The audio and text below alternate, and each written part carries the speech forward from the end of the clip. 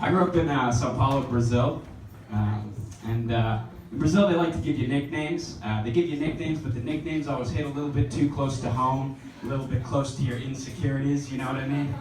Like I was a lot more white than a lot of my Brazilian friends, so they used to call me Gaspar Maldito, which means Casper the white piece of shit.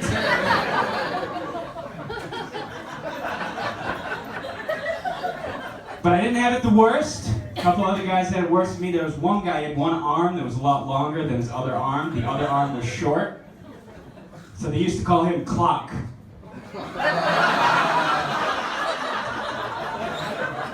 I know, it was very creative, guys. Very creative down there. When I first got to the US, I played Division I basketball. I did. I really played. Went to the University of Richmond. Spiders, arachnophobia. Yeah, I'm sure you're all in the house right now. Yeah, nobody's in the house. But I know what you're thinking. You're thinking white guy, average height, average build. He was probably really good.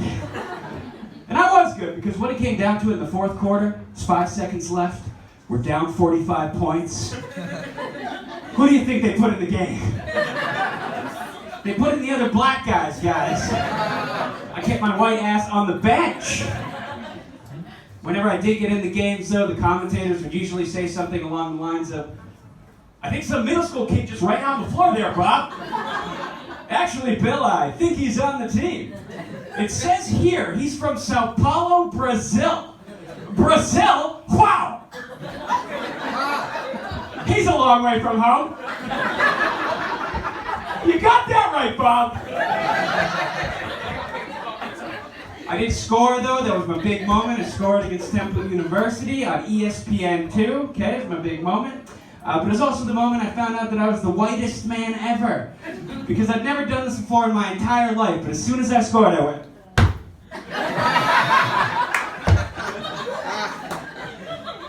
Biggest stage of my life, and that's what came out of me. Still not over it. Grew up watching a lot of soccer in Brazil, you know, it's the national sport. And Brazil, they take it really seriously, you know. But I don't watch soccer for the game. I like to watch soccer for the Brazilian soccer commentators, you know? Because they're all heart and passion. They don't leave anything behind when they're up on there talking about the game. A Brazilian commentator will be like, "O Hulk passa a bola para Oscar passa a bola para Neymar, golaço! Que golaço de Neymar! Que espetáculo! Que maravilha! Graças a Deus! Espírito Santo! Neymar! Where is my wife?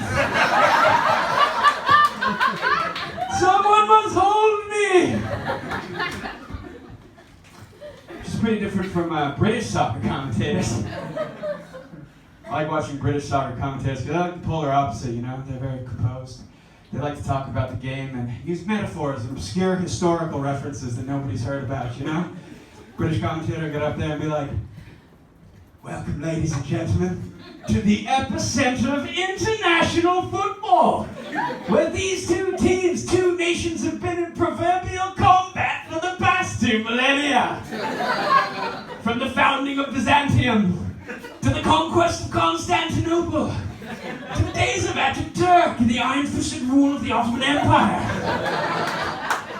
We go now to the game. Jarapaz, Sturridge, Welbeck, Julian. Oh my, he's done it! Wayne Rooney with an immaculate strike to the back of the net. A spectacular goal. This Honduran team hasn't faced such adversity since Quaxicotl,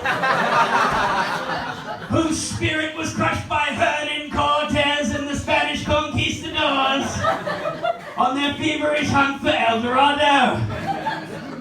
Isn't that right, Bob?" And Bob, the American commentator, will be absolutely fucking lost. He'll be standing there like...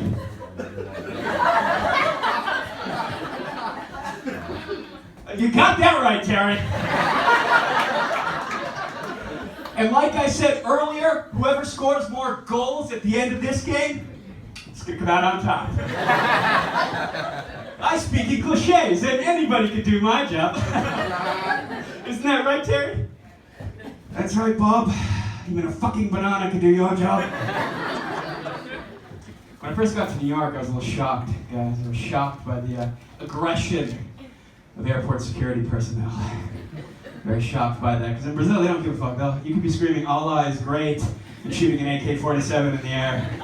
And security will just be like, all right, just don't use it on the plane. Sit in the back. By the bathrooms. There's no AK-47 sign. You can see it on the top there. Use it in flight. Use it after the flight. Okay.